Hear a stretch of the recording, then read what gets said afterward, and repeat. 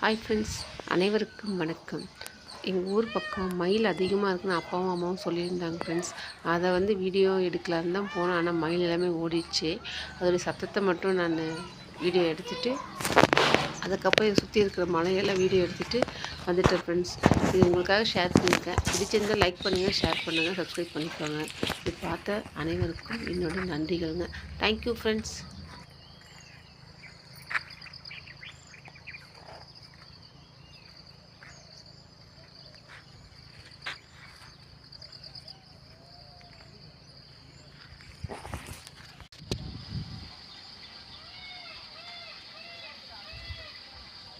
ஆ